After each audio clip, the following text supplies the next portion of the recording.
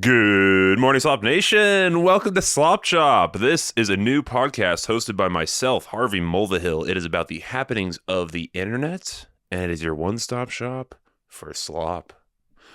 I'm joined today by no one. I'm all alone. Again, usually my plan was to do a guest episode every other week, and it just didn't work out this week. There wasn't even a fall through. I was at my ranch yesterday and didn't have time to. Honestly, it was poor planning. Poor planning on my part. So whatever. It'll probably be a guest next week. We'll see. But I don't know, man. I like these solo episodes in the editing process and like listening back to the thing during the edit, which is the only time I touch the material. I don't. I knew a guy who actually I worked for a guy. I produced a podcast for a man who would listen back to his old pods repeatedly, like for pleasure. Like that was his main form of entertainment, was listening to his own podcast, which is disgusting. Pretty gross behavior. That is the equivalent of just jerking off in a mirror, looking at your own body and your own cock and and beating it to your own figure. It's really gross. And that guy was the worst, and he had a lot of other issues. He's one of these dudes who has a lot of money, and with that, he's when you have money, you can just kind of throw money at a problem, and eventually some sort of solution will happen. So he was he white collar job, trying to be vague here. White collar job, made a ton of money, and wanted to be Joe Rogan because no amount of money can ever satisfy clout and the desperate need to feel loved and feel desired. And foolish people like myself are gonna search for that in external areas, such as online on a podcast.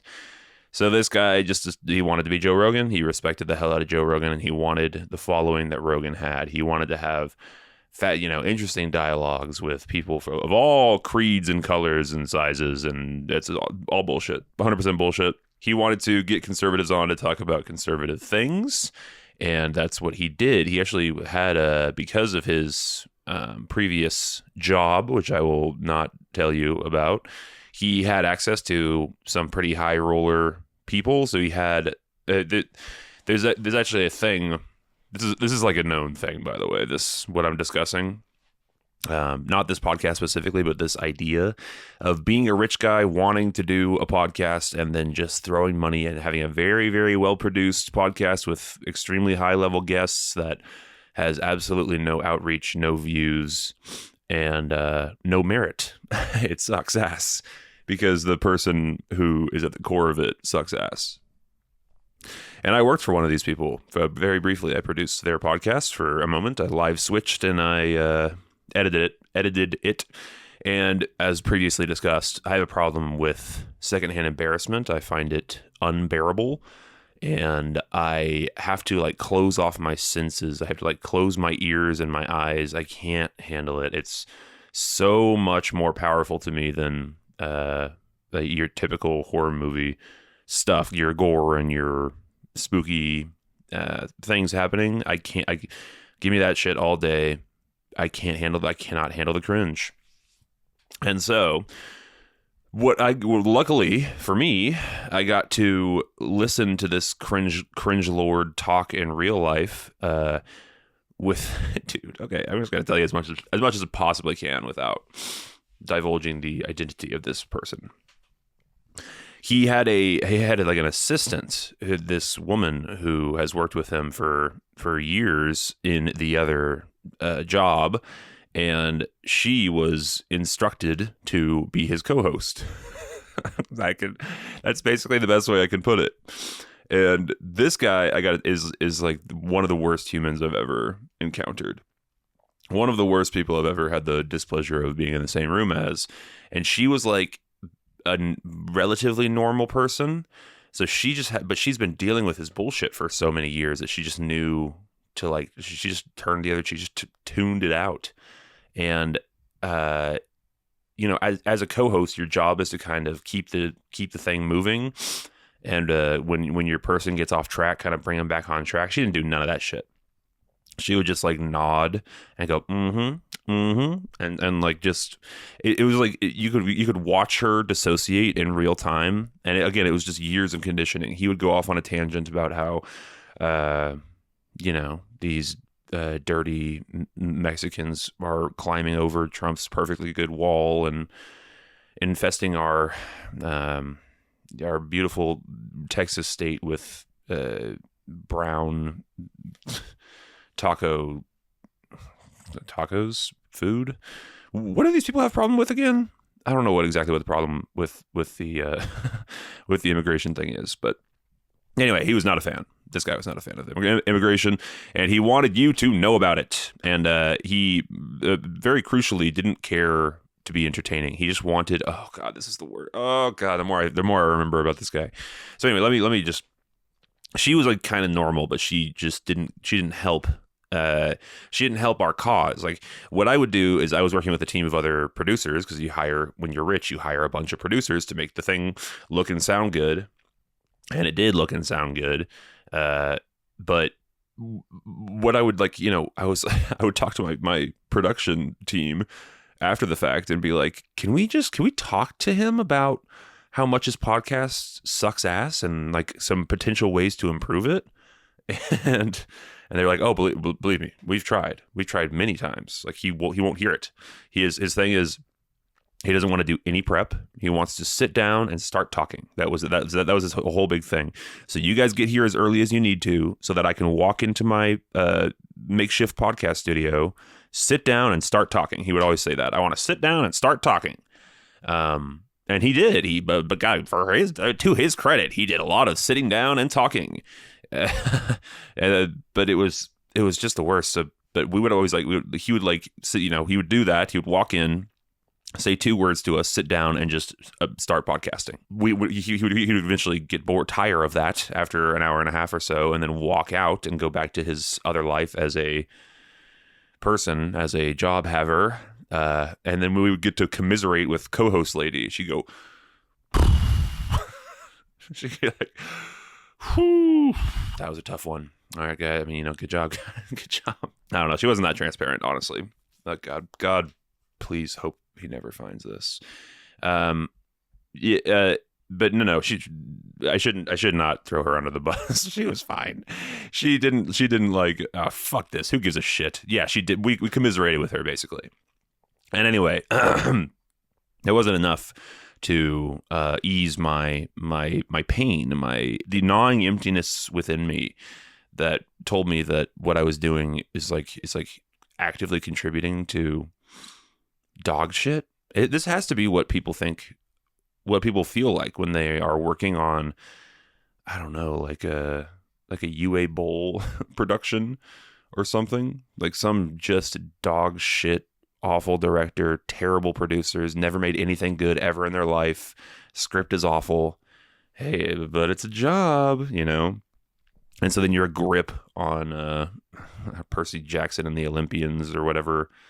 The second one, I can't think of a bad movie right now. You're a grip on Waterworld. Everyone thought Waterworld was going to be good. I got no references. But anyway, you're a grip on some dog shit movie. And then, and you have to just be thinking to yourself, oh my God. It has to be soul sucking. You go to work every day and you're like, we're making the world a worse place right now. We're actively like showing up and creating dog shit every day.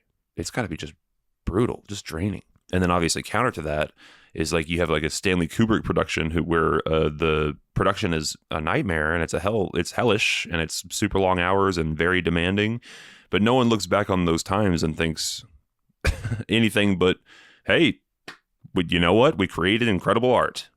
So yeah, we were not creating incredible art with this podcast. We were creating dog ass shit. And so I had as the producer and the editor of the project, I got the pleasure of listening to the podcast in real time as it was happening and then listening to it again in the edit. So I got to hear it 2 times.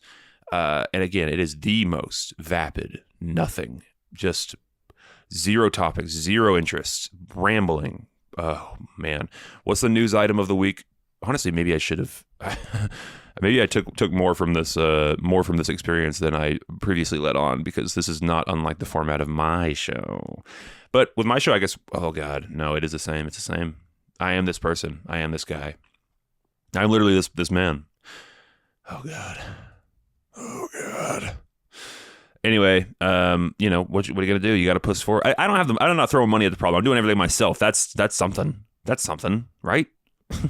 I'm doing everything myself. I'm not just printing dollar bills and. No, I am the same. I'm the same as this guy. I suck. Okay. Anyway, you gotta push forward through the hopeless nihilistic thinking. Another thing this guy would do. I'm not over talking about it yet. Another thing this guy would do that was just baffling to me. Baffling, and it really speaks to the ego of this man. He would have like a well-known conservative talk person on the show, and then he would, oh God, I really want to tell you what he does, but I can't. Let's say he had a very niche profession. All of his knowledge and his experience was in this extremely niche pocket of a white-collar profession. And because of that, he would bring up this very specific, hyper-specific knowledge over and over and over and over again. It's kind of what I feel like I'm doing. I'm like, I am this man. I literally am this man. I do the same thing, I guess, because I have hyper-specific knowledge on, I guess maybe my stuff is broader. Oh, I gotta fucking kill myself. I gotta stop. I gotta stop. Sometimes I get into my head and then I start doom spiraling in while talking into a microphone, and then I'm like thinking of the thing that I'm going to say and like going back and thinking of the thing that I just said, and that is no good. My point was, he would have this very specific hyper fixation on a topic, and then he would bring it up. He would present the knowledge to every new guest that came. Do you know what I mean? So the audience of 0, but were there an audience? The audience of 3. It was just the 4, because he himself listened to it on repeat. The production team, myself included, would get to hear his kernels of wisdom over and over and over and over and over. He had like 4 things that he would say on a hard repeat over and over and over. And he would tell them to every new person that came in, like proving to them that he knew it. You know what I mean? Like he was trying to impress upon them that he was like a smart guy. With no regard at all to his show or the people in the room or anything, or like the guest even. The guest doesn't give a fuck what you know about this hyper specific thing that I'm going to keep vague as possible. He doesn't give a shit. They don't give a shit. They're there to be on a show and talk about current events and stuff. And you're bringing up, oh man, I wish I could tell you, but I can't. I'm going to keep it vague. But anyway, that was a miserable experience. It was great because I got to experience podcast production that was my first podcast production experience. It was the worst podcast of all time. I'm still subscribed on their YouTube because I like to hate watch it sometimes. Every once in a while, I will go and click on a video and watch a few minutes and just go, ugh. And then I click off. But anyway, shouts out to that experience. That was, it was awful, but I learned a lot. I genuinely learned a lot. I learned how to live switch. I learned how to set up mics, and I learned how to set up cameras. I learned how to do a bunch of shit. So yeah, it was cool, man. It was cool. It was awful, but cool. Awful, but cool. And what more can you hope for? What else we got here? I just looked at my. Okay, yeah, I'll tell you this story right quick. A friend of mine, years ago when I was living in Austin, a friend of mine went out of his way to help me move from, I think it was from Pflugerville to Austin. And he didn't need to. I'm not sure why he showed up or anything, but he just showed up because he's a nice, good person and helped me move for no reason. which was very sweet and struck a chord with me. And I was like, dude, I owe you a move. Like, next time you move, hit me up and I will come help you. I will go out of my way to help you. And I did that recently. He moved to Seattle. Shouts out to Adam he's not listening, but shouts out to Adam. So yeah, he just moved to Seattle, and he has had in his guest room this signed photo of the Better Call Saul cast. He's had like, it's got Ray Seahorn, Jonathan Banks, Bob Odenkirk, and fuck, I don't remember his fucking name. Howard Hamlin. What the hell is the actor's name? It's freaking awesome. And he won it in some sort of giveaway, and it's been sitting in his guest room in this broken, actually I broke it. I shouldn't say broken because I was the one in fact who broke it, but it's been sitting in his guest room, and every time I sleep there, I fucking stare at it and I go and I walk out of my fucking studio. So I've had my eyes on it for literal years. And then during this move to Seattle, I went upstairs, and it was that whole room had already been cleared out. And I was like, I wonder what happened to that. Me acting as if that wasn't the only thing that I was thinking about the entire time. What became of that Better Call Saul signed, autographed, photographed favorite show of all time? Anyway, I just asked him, I was like, hey man, do you think I could buy that from you? Like, I would love to have that in my podcast studio. That would be so cool. It's my favorite show of all time. And what he said was, bro, you can just have it. You can just have it because you drove your ass all the way down here to help me, blah, blah, blah. Yeah, so shouts out to Adam. Thank you for that Better Call Saul thing. The reason that I brought it up is Pluribus is coming soon, motherfuckers. Have you guys seen this new trailer? I actually avoided this trailer, and Adam was the one who texted me about it. He said, dude, Pluribus looks incredible. It does indeed look incredible. If you're unfamiliar with this is the new project from Vince Gilligan, starring Ray Seahorn, or my beloved Kim Wexler. My favorite character from the Breaking Bad and Better Call Saul universe. I love her desperately. I think she's fascinating, incredible, unbelievable talent, and I can't wait to see what she does with Vince next. I don't know anything about the show. I don't know why it's called Pluribus. It's got spooky, creepy vibes, and it seems to be shot in Albuquerque again. They're doing New Mexico a third time, excuse me. Yeah, dude. Pluribus comes on November 7th. Is on my calendar. I'm very excited. It looks like Ray Seahorn is playing an entirely different character. She seems like very neurotic and creeped out or weirded out by the whole situation. I have no idea what the situation even is. It's on Apple TV Plus, brother. Apple TV Plus. Perhaps what happened was because they won 0 Emmys for the entire run of Better Call Saul, they decided that they better change streamer platforms to something that does in fact win Emmys all the time. Apple has been raking those Emmys in, and they're like, yeah, we need to be recognized for our work. It is astonishing to me that Saul never won anything. It's frankly kind of gross. But it is what it is, man. You know, you can't control what you can't control. The Emmys are kind of nothing anyway. Who gives a fuck? Who gives a fuck? The only people... Actually, yeah... I was thinking, you know what's funny? What's funny is I was thinking just now, the last time I gave a fuck about the Emmys was when Ricky Gervais was hosting and roasting all those celebrities. And then I remembered, oh wait, that's the Golden Globes. Both of those award shows, I mean, who is sitting down and watching the Emmys or the Golden, like all the winners will be announced the next day. And if there's any like exciting moments, they'll be clipped for you. Like, You don't need that in your life.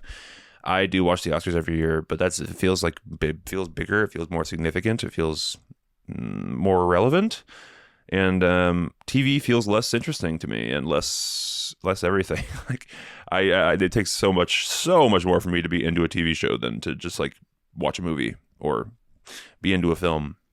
So much less of a commitment. Which, by the way, I think I should finally get into The Sopranos, man. I need to tell you guys about The Sopranos and my worries, my woes. I have finally started The Sopranos for the first time, and I watched the whole first season, and I'm currently on season 2, episode 4.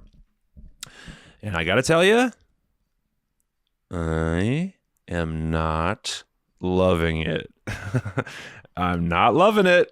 I think it's good. There's a lot of great stuff in there. But I don't. It's one of those shows where I'm mostly enjoying when I'm watching it, and then I don't think about it much outside of that. And that's actually changed, by the way. I should say that midway through season 1, so it's kind of flipped on its head, strangely.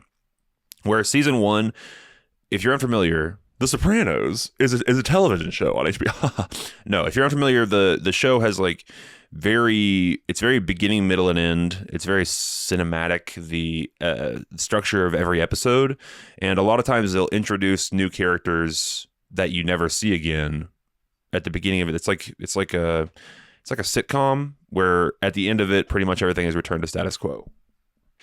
Unlike a Breaking Bad or a Better Call Saul, where if you watch, a rerun of Breaking Bad and you watch season 2, episode 7, you're going to be kind of lost. You're going to be like, what the hell's happening? Where are we at? Oh yeah, okay, this is where, okay, you know what I mean? Whereas if you watch any episode of The Sopranos, presumably, at least the ones that I've seen so far, you can pretty much say, okay, yeah, Tony Soprano is at this point in his life. This is how fat his son is, where we're at. And I just doesn't, in season 1, I would have the thing of it was kind of work to get through. And then I would stop watching it and then be thinking about it a lot, which is a great sign. If you're thinking about a thing and you kind of want to just like go back and exist in that world, that means the thing is good. And then in season 2, I've had sort of the opposites where I'm like, oh yeah, I guess I'm watching The Sopranos. Like I haven't thought about it in a week. Okay. And then I'll go back and watch an episode and it'll be like mildly to moderately entertaining. And then I'll go, all right, well, I've had enough of that. I'll come see you in a month. So I don't know, man. Is there a point? Because I haven't read anything online, or the Sopranos aficionados, the people in my life that love the show and were appalled and aghast to find out that I'd never seen it. It's one of my biggest cultural blind spots personally. And I've asked them, and they said that the show continues to get better as it goes along. It's like a Breaking Bad that way, but none of them said like the first 2 seasons are boring.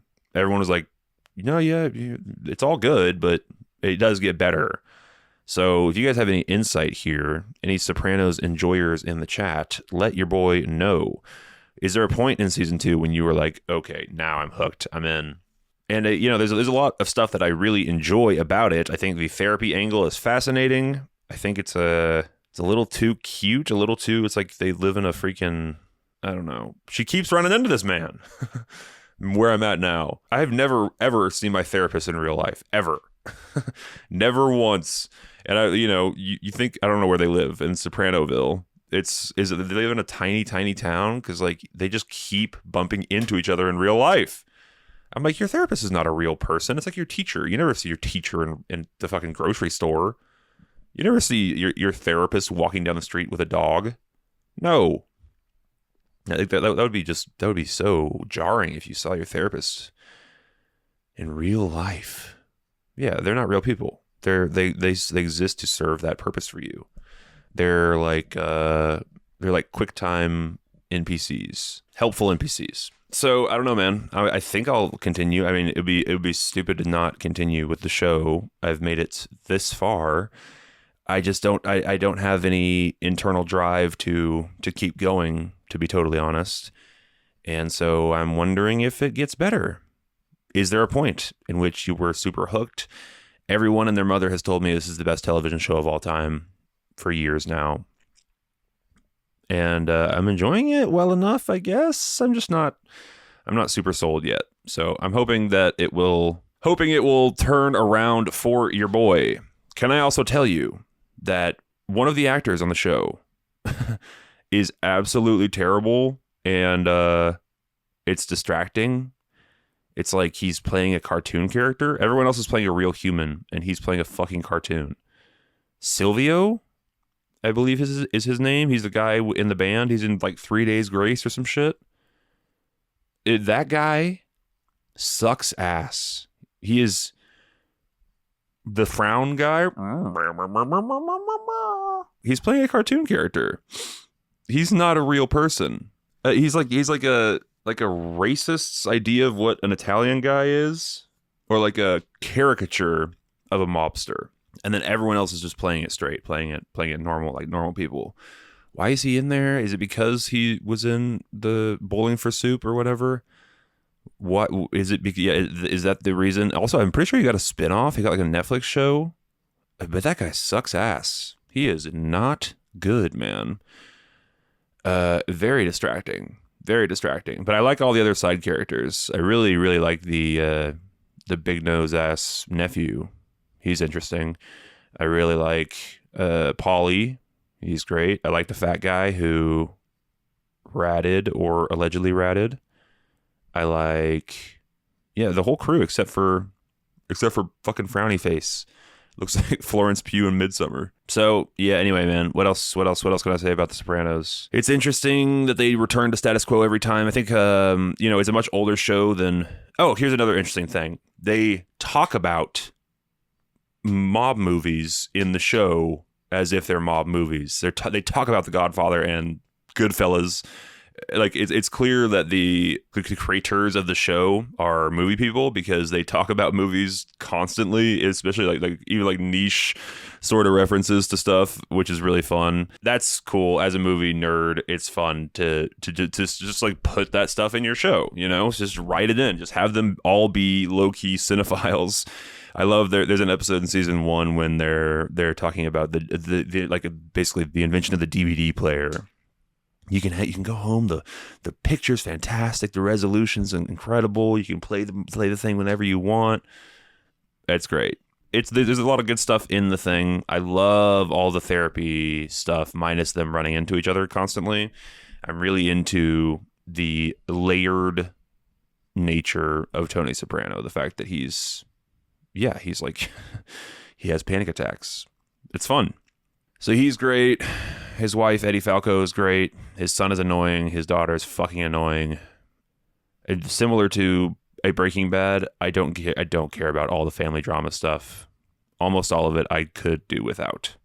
And on subsequent rewatches of Breaking Bad, I just skipped right past that stuff. I'm like, get me to the meth. Get me to the making drugs and the high drama of the thing. I don't care about you lying to your wife again. Don't care about Hank's mineral collection. Which, by the way, this is back to Breaking Bad. When Better Call Saul finished airing, I rewatched Better Call Saul all the way up to midway through season 6 when it jumps to the future, and then I watched all the way through Breaking Bad, and then I finished Better Call Saul, and then I watched the Jesse Pinkman movie. So I watched the entire series, like all material in chronological order, which was fun. And I noticed on this most recent rewatch of Breaking Bad that I always remember the season 4 thing where Hank gets really into the minerals and is like a useless paraplegic fuck for like half a season. I remember that being so long. I remember it being half a season. I remember him being like just like the worst, most annoying character for just ages. You go back and watch it. It is one episode. Literally one episode where he's like, wheelchair bound and he's got the neck beard and he's talking about his minerals. And then at the end of that episode, fucking they drop off the Heisenberg files and then he's back on the chase. So I don't know. I feel similarly in that season about Jesse Pinkman being super depressed after murdering Gail Bedecker in the finale of the last season. I remember him being super mega depressed and just living in his parents' house and throwing those parties. I remember that happened. Like, he's just like a shell of a human for half a season. No, it's like 2 episodes. It's like 2 episodes. So anyway, yeah, your brain does. Your brain kind of makes bad things worse and makes good things. I think it's mostly just makes bad things worse and makes you remember them as much longer and more excruciating than they actually were in real life, perhaps. Similar to like anxiety and, what's that fucking thing that you said? You idiot. You fucking idiot. You said that thing in front of all those people. Oh my God. Let's play it over and over. Like it's no good, man. You got to chill on that brain. So maybe I'm thinking too much about this Sopranos situation and stressing the negatives when there's not that many negatives. And in fact, perhaps it's a masterpiece that everyone is talking about, that everyone has always said that it is, and that I need to come around to it, which maybe I will in due time. What's the best season of The Sopranos? What's the best season? Is it season 1? Because then I will not be continuing watching. I don't think it's season 1. I don't think anyone has that opinion. I think it like universally everyone thinks that like season 3 and 4 are the best or whatever. But I actually don't know. Amongst the Breaking Bad enjoyers, there's the debate between 4 and 5. But like they're pretty much neck and neck. And everyone's least favorite is 2, probably. Anyway, what the fuck else do we have? Shouts out to The Sopranos. I will probably continue watching you. Yeah, I mean, I'm gonna have to fucking. I started it, so I'm gonna finish it, dude, because it's The Sopranos, and it's just it's crazy to me that you're a fucking movie guy. You never seen the fucking Sopranos. I'm like, yeah, you're right. I'm an asshole. By the way. Back to Pluribus real quick. I don't know what the hell Vince Gilligan's obsession is with Albuquerque, but this man is from Virginia. He's from Richmond. Richmond, down in Richmond, north of Richmond. He's from the place from that song. He's from that song. He's from that song. Richmond, north of Richmond. So I'm not sure what the deal is with ABQ that he's done it. It makes sense that he would do Saul there, obviously, because it's the same universe, but why would you do a third show there? Maybe it's relevant. Maybe I am wrong, and this third show is a different location, although those cul-de-sacs look identical to the 2 shows before it. So I think it's probably Albuquerque again. Shouts out to Pluribus. Looking forward to that shit, brother. Looking forward to it. The Nobel Peace Prize was handed out this week to not me. Not me. When I started a podcast this year, I'm a white guy, and I started a podcast, and I didn't get the Nobel Peace Prize. The fuck is that, man? Do you have to, like, apply for it? I thought they found you. I thought for sure I was a Sherlock. It was between me and Donnie T. And I was going to take it from Donnie T. But then this fucking lady wins. This woman wins. Sounds like I have a problem with the fact that she's a woman and she won. That's not what I was saying. All I was saying is that it should have been me. I have done more for the Slop community in the past 6 months than this woman has done for. What has she done? Okay, hold on. Politician, activist, and prominent leader of the Venezuelan opposition to governments of Hugo Chavez. Okay, started as a member of the National Assembly of Venezuela from 2011 to 2014. Run as a candidate in multiple elections while experiencing repression from the regime. No, that's pretty good. I think she did pretty good. Perhaps she did edge me out just a little bit. All right, congrats to her, I guess. But next year, is it annual? Or is it like every 4 years like the Olympics? I think they're annual. No, there's no way they're annual. Are they be shitting them out that frequently? I don't think so. I have no idea. But anyway, Donnie T did not win, and I'm sure he's pissed.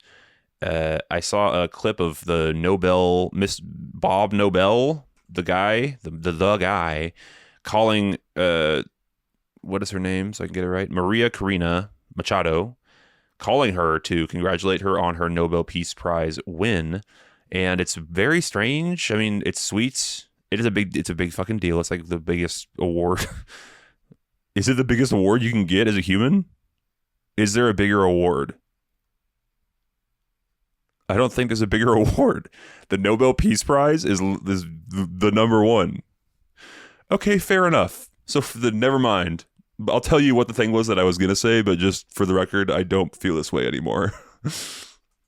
What I was going to say is it's very strange because Bob Nobel calls her, and he's like shaking and like he can barely get the words out.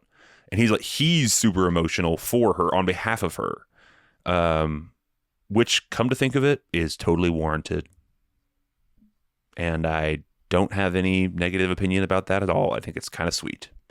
And he was like really, feeling the moment on behalf of her. Or he was, a better way to put it would be like he was given the honor of calling her and like congratulating her and letting her know that she won this thing. That's a pretty cool thing. Yeah, dude. Shouts out to Bob. Shouts out to Bob and shouts out to Maria Karina. I can't wait to see the clip of that guy calling me to congratulate me on my Nobel Peace Prize. Next time they give one out, either if it's a fucking year or if it's every 4 or whatever, I will get the next one for sure. And then I'll get to watch the video of the guy calling me to congratulate me on my contribution to Slop and giving me the Peace Prize. And then I'll get to watch that, and then I'll have that to watch, which will be good. And I'll be like, I won't be anything like that fucking guy that I was watching his own fucking podcast. Can you imagine watching your own podcast as entertainment?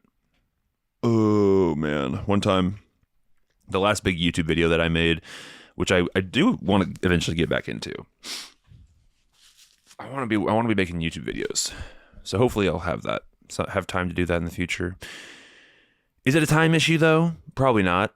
Your time is going to remain roughly the same as it always has been and always will be. You'll have responsibilities and things. You got to make time for it. Yeah, but I have a podcast now. Well, then fucking make time for it around the podcast. Okay, you're right. But I wanted to continue making videos, but the last big video that I made that I am still pretty proud of is the Battle of the Bastards video. It's about it's like the DC universe handing over the reins to James Gunn, and the movies that came out in the old universe after the massive decision got made. So they were like coming out and trying to further a universe that no longer existed, which I thought was a hilarious predicament to be in for a film. So I pitted them against each other. I put The Flash versus Blue Beetle, which are two completely forgotten about movies. But I spent a long time on that video, and I am proud of it still to this day. I haven't watched it in some time, but there's a lot of jokes in it. I remember just like trying to put jokes in whenever I could, so to the point of probably hurting the flow of the thing because there's so many jokes in it, kind of like 30 Rock. I always think this is my go-to example for like jokes per minute. 30 Rock is like exhausting. Mine is, believe me, I'm not comparing my fucking stupid YouTube video to one of the best sitcoms of all time. I'm just saying like they're the goal of the producers, of the writers, was to have a bunch of jokes in the thing, like jokes here and here and here and here. What can we do to punch up this interaction to put in 3 jokes, right? So that's kind of how I approached the video, and I'm proud of it. I like it a lot, and I brought it up because I finished it a couple years ago, and then I went to Thanksgiving with my family. Motherfucker, I still remember this.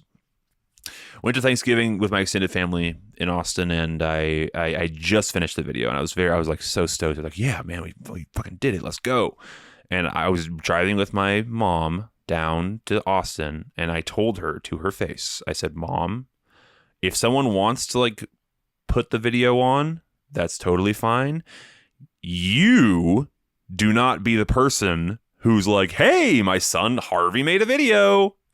We should all watch it. I was like, don't be that guy. Do not be that person. If someone else organically wants to watch the video, that's great. You don't get to fucking say that we should watch it.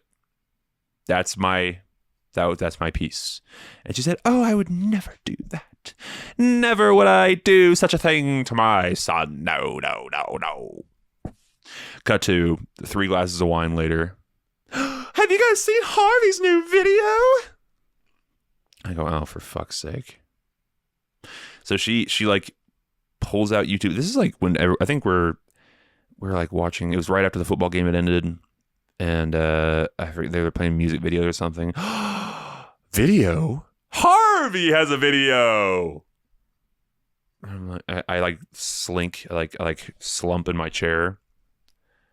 Harvey, what's the name of your video called? Okay, and then she like puts on the readers and fucking types it in letter by letter, and of course I have no reach and no channel clout, so she has to type in my entire government name. Oh boy, that was brutal. Anyway, so then my entire extended family gets to watch my fucking video, and I couldn't be in the room. I had to leave. I couldn't watch them watch my thing. It was painful. And like, that's like all your aunts and uncles and cousins and like everyone in your life. Oof, that was something. So, dude, I don't know. I have plenty of ego in me, and there's no amount of don't let anyone tell you that's talking into a microphone that they don't need. Desperately desire the validation of strangers, because they do, for sure, and I do, for sure. But there's a limit to my ego. I'm not listening back to my fucking podcasts, and I'm not like excitedly showing people my own clips in real life. Can you imagine a guy? Oh my God, brother. Oh yeah, I have a podcast. Here, look, watch it, watch it, and I'll watch you watching me, and I'll judge your reactions. There's no worse guy. That's the worst human. I cannot think of a person I would like to be around less than that person. So, fuck me. I'm somewhere in the middle, I guess, of the ego, on the ego scale. And this person that I worked for is he's not that much further. It's honestly, this scale is not, it's not that crazy how he's like just a couple rings below me, closer to hell. So shouts out to whatever the fuck I was just talking about. All right. I want to talk. This was brought to my attention yesterday. I'm fascinated by this. Roblox. Roblox was not brought to my attention. I'm very aware of fucking Roblox. What was brought to my attention is this thing, Grow a Garden. Okay, if you're unfamiliar, Roblox, one of the most popular games on planet Earth. It is astonishingly popular, and here's how popular. If you go to most concurrent players on Steam, games of all time, right? PUBG is the number one at 3,200,000 concurrent players online, which is crazy. And by the way, when Silk Song came out, I want to say it was like in the top 20, and that's a single player game. So, and this is Steam. 3 million people at the exact same time were playing PUBG. And then the next is Black Myth Wukong at 2.4, and then Pal World at 1.86 million. Right? So that's your Steam numbers. Roblox. Brother. Roblox. This is the Grow a Garden event had 47 million concurrent players. 47 million. Yeah, so almost 50 million people playing Roblox at the exact same time during this Grow a Garden event. So this is, I have a Zoomer cousin, my cousin, the child of my cousin, whatever that's called. He is a Zoomer, and he told me about this, and I'm fascinated by this. So, first of all, what the fuck even is Roblox? I don't know how people are building things in this game. It's like an engine. It's like Unreal Engine, but also a playable thing. Is Roblox just like a chat world? I don't have any tiny children in my life who can explain this to me. Maybe I should have asked him more questions. Maybe I should have him on this podcast. That'd be interesting. Get a Zoomer's perspective on this slop. You program things, and then are there children that are programming things, or they're like adults that make them? This Grow a Garden thing, this Grow a Garden game in Roblox was created by a 16-year-old, and it's astonishingly popular and has made millions and millions of dollars. Right? And it's kind of like a Farmville simulator. I think, people just over and over throughout the years are just trying to recreate Farmville, and it's worked. It's great. I mean, that's what Stardew Valley is, and that's what Grow a Garden is, probably. Grow a Garden also has the loot box mechanic and the gotcha mechanics, rolling for better outcomes and rarer minerals and shit, seeds and whatnot. So I get that. It's my version of this was Viva Pinata. I loved Viva Pinata on the Xbox 360, and its sequel, Viva Pinata 2, was also great. Shouts out to Viva Pinata. I remember being in high school and just mainlining fucking Viva Pinata. My brothers would come in and want to play Halo, and I'd be like, nope. And then they'd sit down and watch me play. Watch me garden. So yeah, I'm fascinated by Roblox. I don't know jack shit about it. It is astonishingly popular. I think there is a massive amount of questionable shit that happens there. I mean, in any space that's full of children, you're going to have creeps that are trying to exploit them. And so much so that there's a whole documentary coming out about it. I heard about this it's not on Dateline anymore. It's Chris Hansen's new thing, whatever he's doing. He's doing like a Roblox takedown. So that'll be interesting. We'll see. Let's talk about what I've been watching this week. There's only one thing that I've been watching this week, ladies and gentlemen, and that is motherfucking Avatar 2. My family and I went to the Avatar 2 re-release, which they did something similar. If you're unfamiliar, they do this like before the new Avatar movie comes out, they release the old one. They did the same thing before the second one came out, because it had been 12 fucking years before since anyone had seen or given a shit about Avatar.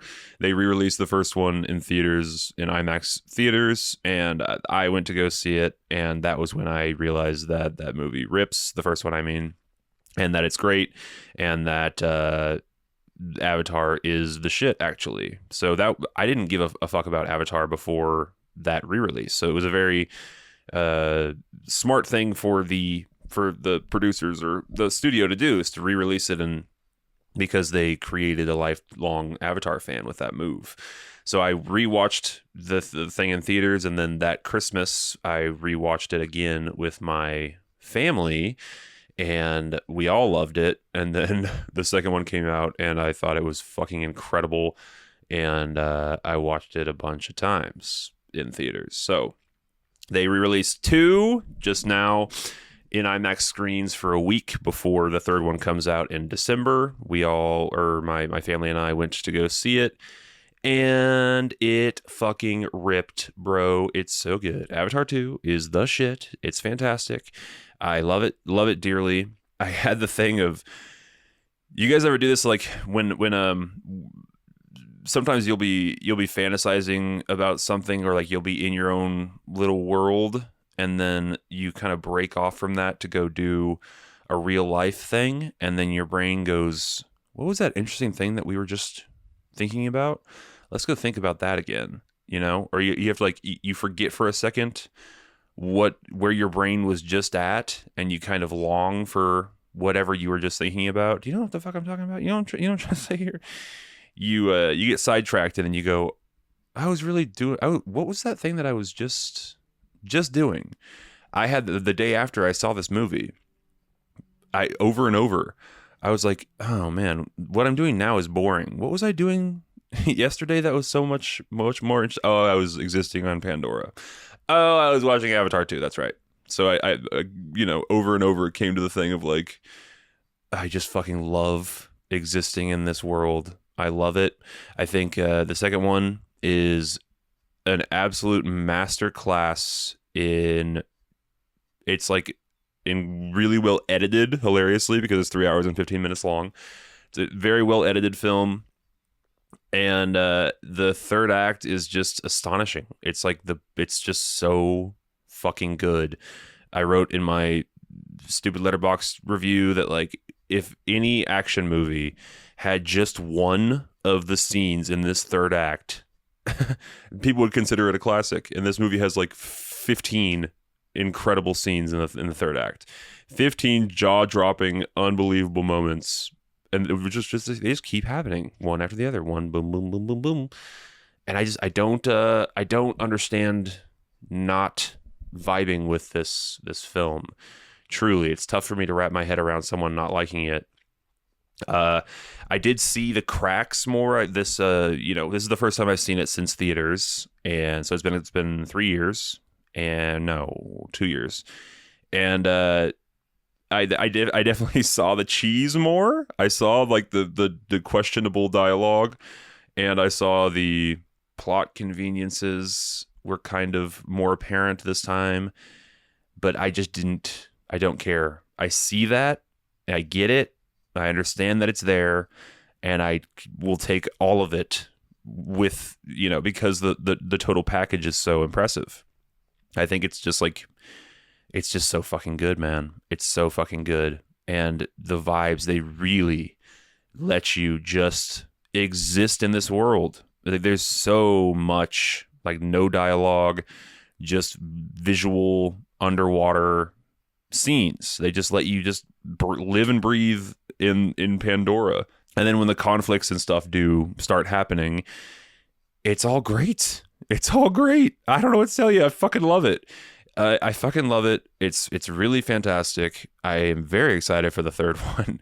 It's actually the thing that I'm most excited for this year. I'm like, life may be tough, but we've got Avatar 3 coming out in December, baby. We just gotta hold off until we get fucking Avatar 3. Oh man, I'm so stoked on it, dude.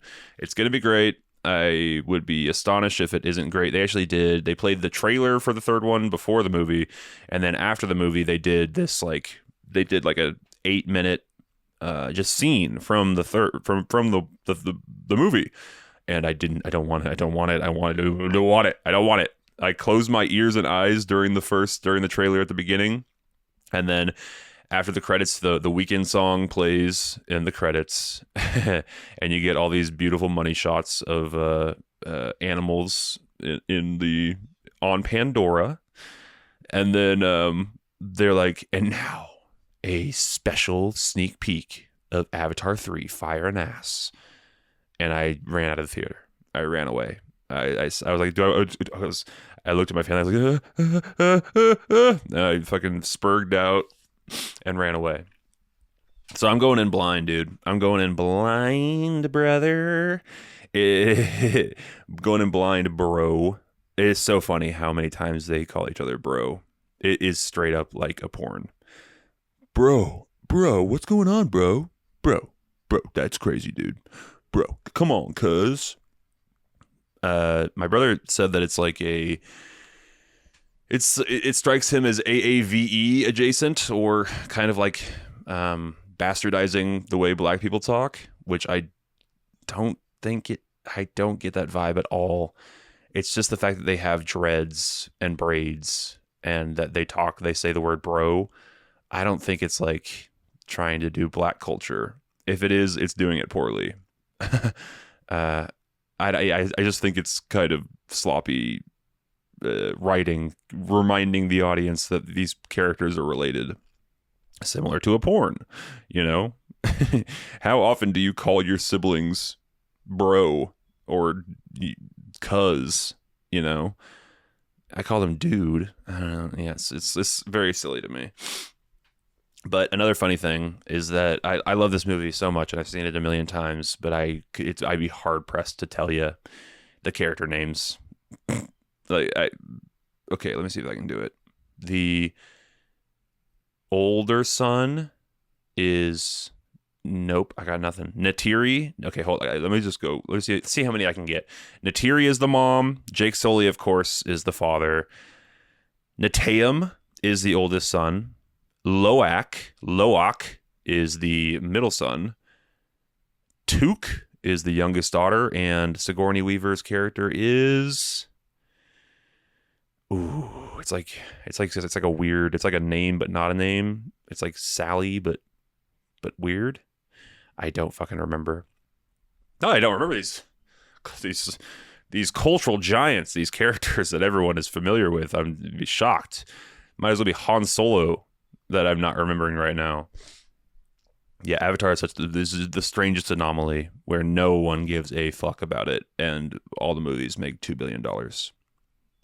The first one is still the highest grossing movie of all time. And the second one is the third highest grossing movie of all time. I wouldn't be surprised, by the way, I should look this up, but I think that animated movie Ninja 2 is in the top 5 now. I really want to see that. That's the first Chinese film, non-American film, that's ever made the top 10. That movie did crazy numbers, and I'm fascinated by anything that can do that level of numbers. So I will eventually see that movie. I've heard it's great. I've heard it's awesome. But there's no way it's better than Avatar 2, baby. Avatar 2 is fucking so good, brother. So shouts out to James Cameron. I think he's never made a bad movie. I just watched The Abyss for the first time. Fascinating, bizarre movie. James Cameron really loves his water. He really loves his sea, his ocean. And what he will it's hilarious that, you know, the first Avatar comes out and he's like, okay, this is fun, but how do we get these fuckers to the ocean? Maybe they're attacked. Maybe they have to go find a water tribe and exist there for several months and learn the way of the water. The way of the water. Avatar 2, when water becomes an issue. Avatar 2, when water gets involved. So I love Avatar. Love Avatar 2 specifically. The first one's pretty great. The second one is incredible.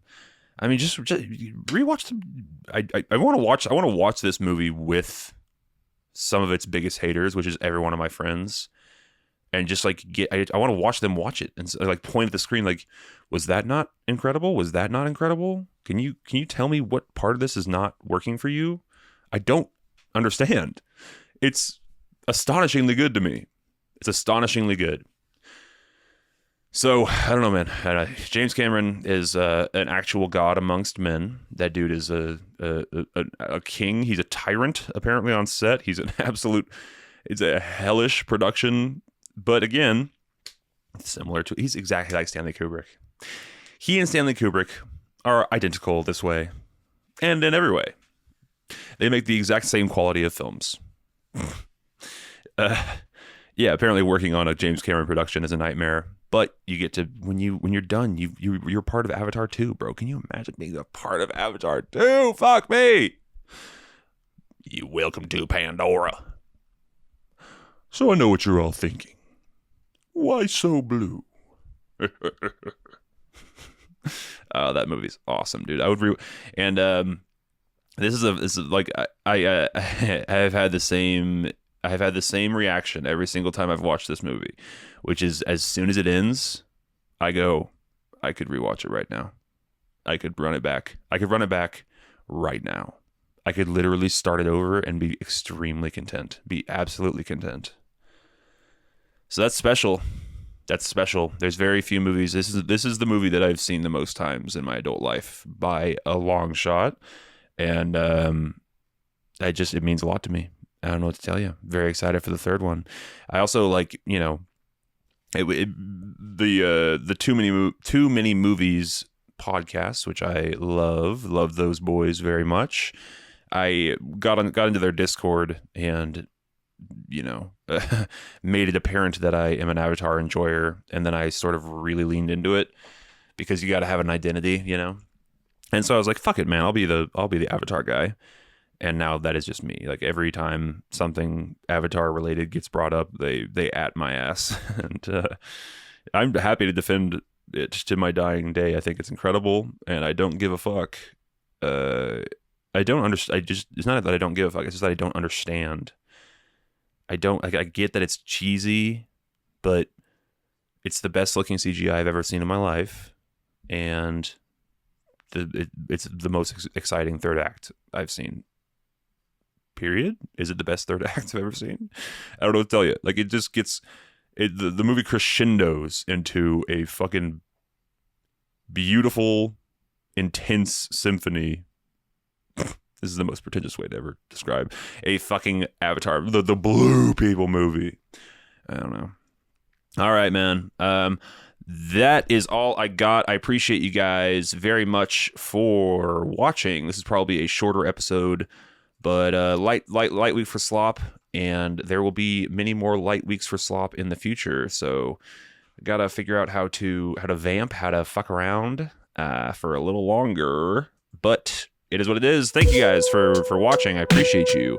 God love you, Slop Nation, and I will see you in 7 days' time. Much love, guys. Thank you. Bye.